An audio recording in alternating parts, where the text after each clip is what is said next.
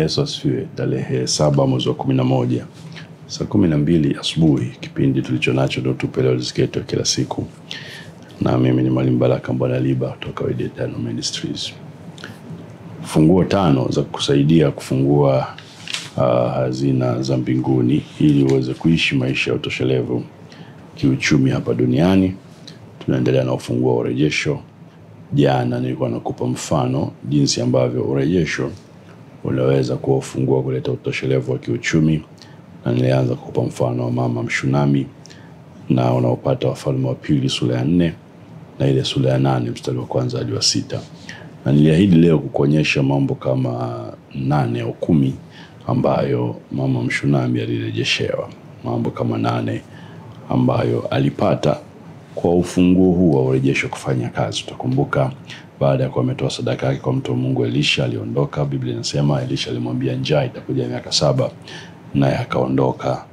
Baada ya miaka 7 kutoka nchi ya Filisti akarejea, na mfalme akamrejeshea shamba, akamrejeshea nyumba yake na mapato yote yaliyopatikana kwa miaka 7 ambayo hakuwepo. Lakini habari hii imetanguliwa na kile kisa cha kufiwa na mtoto, na unaona alifufuliwa na Elisha, na huu ni urejesho na utoshelevu. Sasa angalia, unaona mambo kama 8 mama alirejeshewa na akawa na utoshelevu kwa ufunguo huo wa urejesho kufanya kazi. Jambo la kwanza, unaona kwenye sura ya 8 mstari wa 1 hadi wa 6 alipata fursa ya kupandishwa cheo.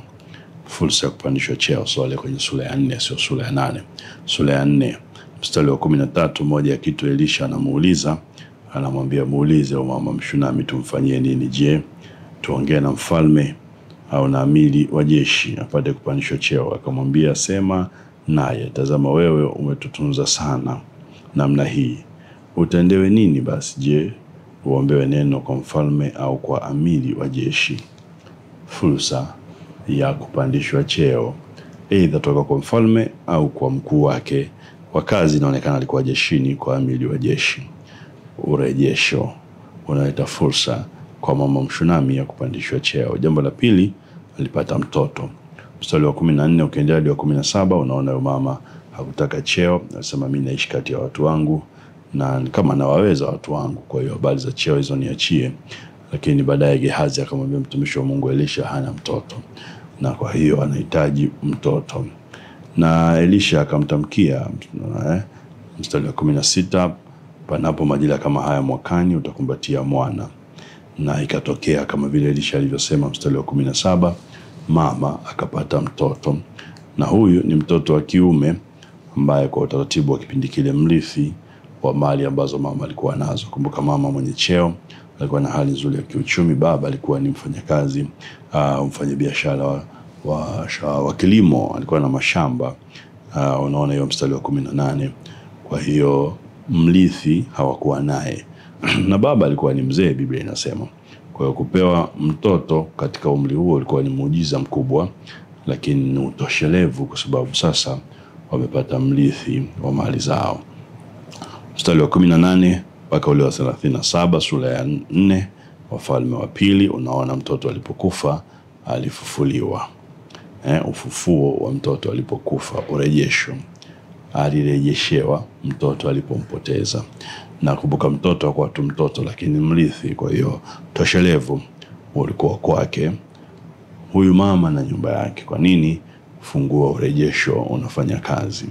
Jambo la 4 ukienda sura ya 6 unaona mama aliokolewa na njaa kali ya kitaifa, yeye na familia yake yote. Njaa kali kiasi kwamba sura ya 6 ukisoma unaona watu walikula watoto wao.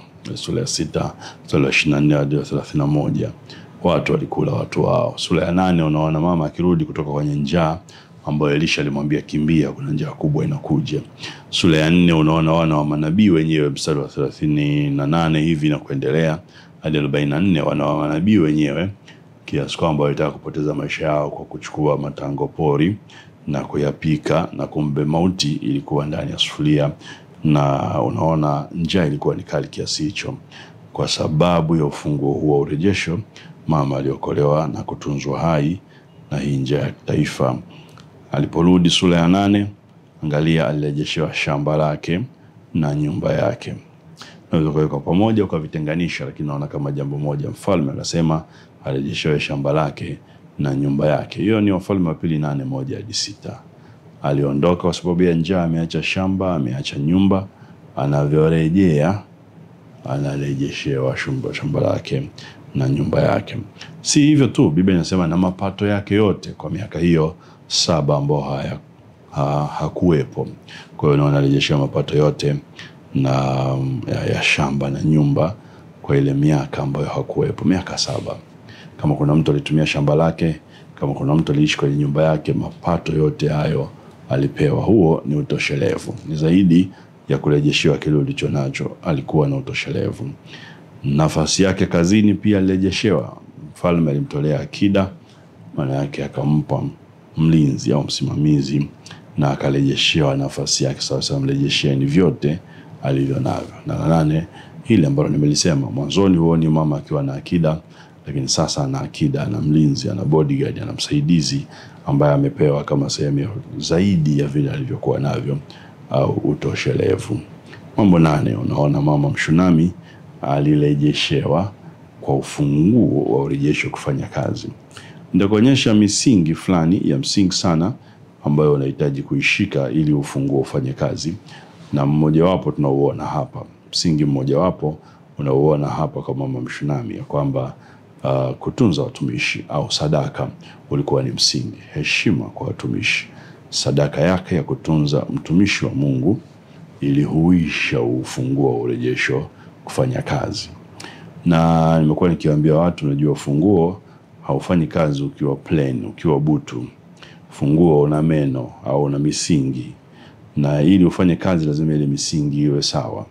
Mmoja wa msingi ambao unaoona hapa, pamoja na kutubu dhambi na kuishi maisha ya utakatifu, msingi mwingine unaoona hapa waliofanya mama Mshunami arejeshewe na kuwa na utoshelevu, ni msingi wa kuheshimu watumishi wa Mungu kwa njia ya sadaka ya kuwatunza watumishi wa Mungu.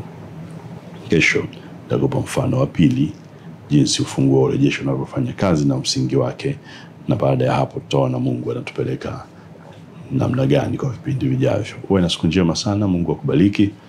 Tuonane kesho saa 12 asubuhi. Amen.